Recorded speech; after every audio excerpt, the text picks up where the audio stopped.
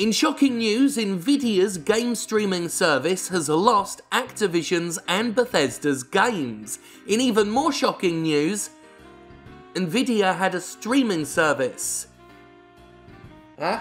Yes, indeed, Nvidia has its own game streaming service, like Stadia. It's called GeForce Now, and I, like many people, heard about it for the first time last week when Activision's games were pulled from the service. Now, unlike Google Stadia, GeForce Now, in terms of the service it aims to provide, is a better value prospect. Unlike with Stadia, where you're buying games to stream them, with GeForce Now you connect the service to your existing library of games you buy on Steam or the Epic Games Store or similar services. It's a rather useful sounding product. You know, it has its uses, for example, if you don't have a great PC, but you want to play high-end games. You can buy those games elsewhere, then use essentially a remote PC to play them with better graphics settings, better resolution, what have you, to basically to play them better than you'd be able to play on your own machine. And unlike with Google Stadia, you can buy these games elsewhere, you can have them saved. You're not just buying access to a theoretical version of the game that exists on the cloud, that you have no control over and could disappear at any time. There's just that extra level of purchase security there because you're already buying from tried and tested storefronts. Now, I say theoretically this is a superior product, but the issue GeForce seems to be having right now is that GeForce Now isn't able to keep the games, and certainly can't guarantee that you, the customer, will be able to access the games you want to stream, even if you have indeed already bought them. And considering a sense of ownership and subsequent reliability is one of GeForce Now's strongest points, well, that's been kind of fucked up, hasn't it? It seems that after GeForce Now left its trial period, publishers started re-evaluating the relationship between their games and this service. Last week, Nvidia's GeForce Now service lost access to Activision Blizzard's games. They were pulled suddenly and without warning, so if you had paid to use GeForce Now specifically to play certain Activision games, well, sorry about that. I should point out, of course, just to be absolutely clear that no one misunderstands me, you can, of course, if you've purchased these games on a service, play them. You just can't use GeForce Now to stream them. So if indeed you did buy any games on a, you know, fairly rubbish PC, hoping to bypass that PC using GeForce Now, you better hope the game you bought came from one of the publishers that wants to play nice. Thanks to the removal of Activision's library, GeForce Now lost 20 games, including such titles as Sekiro: Shadows Die Twice, and about 10 fucking Call of Duty games. And I'm not even being sarcastic. It's about fucking 10 of them. The announcement was sudden and brief and not very explanatory. It said, as we take GeForce Now to the next step in its evolution, we've worked with publishers to onboard a robust catalogue of your PC games. This means continually adding new games and on occasion having to remove games, similar to other digital service providers. Yeah, but you've been out of trial for like a week at this point. Per their request, please be advised Activision Blizzard games will be removed from the service. While unfortunate, we hope to work together with Activision Blizzard to re-enable these games and more in the future. In addition to the hundreds of games currently supported, we have over 1,500 games that developers have asked to be onboarded to the service. Look for weekly updates as to new games we are adding. And that was about it at the time. Nvidia would later say that the removal of Activision's games came down to a misunderstanding, saying, Activision Blizzard has been a fantastic partner during the GeForce Now beta, which we took to include the free trial period for our founders' membership.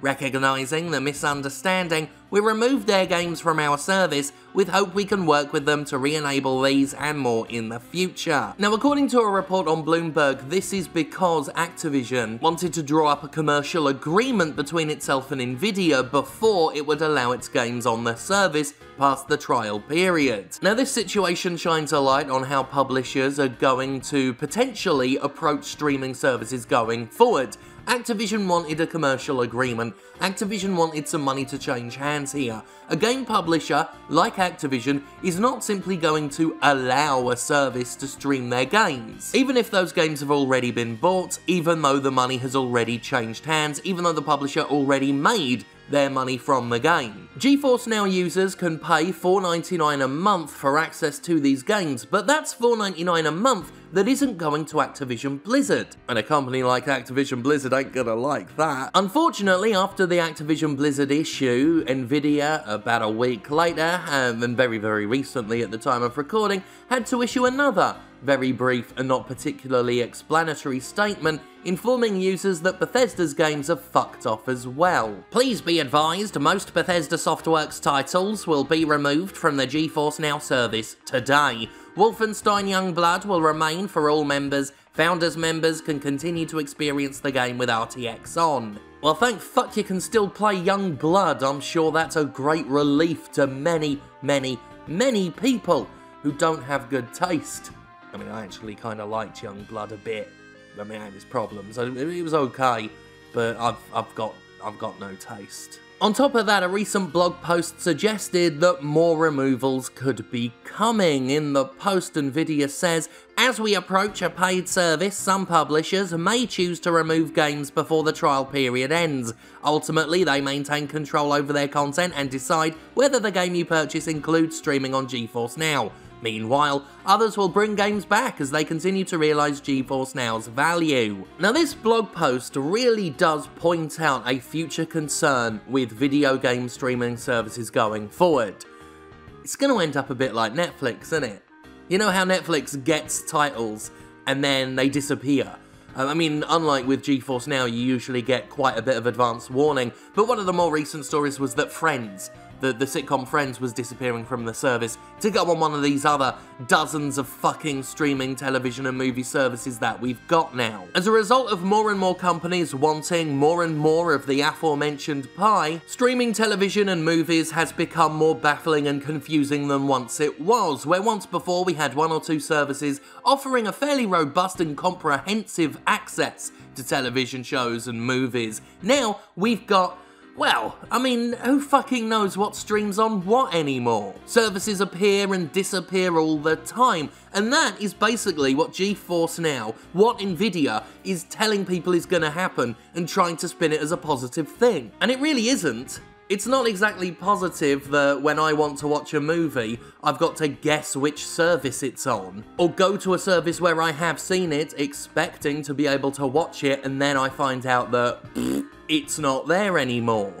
This is a bad look for Nvidia's GeForce Now, not just the removal of games, but the suddenness of these removals and the vagueness of the announcements following these removals. It's a bad look that Nvidia apparently misunderstood its own agreements with these publishers. And it's a bad look for game streaming overall that we already, before cloud gaming has even been established as a viable thing right now, before we've even tested whether or not this stuff is going to work en masse, we're already at the point where companies are carving out increasing fiefdoms, where we don't know whether these games will stay on these services. We're already at the point where streaming television and movies is right now. And as always, it all comes down to money. It all comes down to companies with billions and billions of dollars wanting billions and billions more, regardless of whether or not they deserve it. Right now, streaming gameplay doesn't look all that hot, does it? Stadia has been out for a while now and has done pretty much fuck all to remain relevant. GeForce Now could have been a great alternative, but its position is incredibly shaky now. And while it seems likely that eventually in the future streaming games will become the norm, I'm not entirely convinced that future is now, and I'm certainly not convinced that future will be good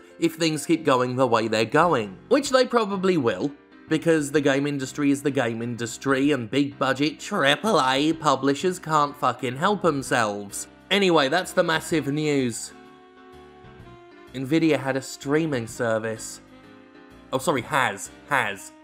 It's not quite past tense. Yet.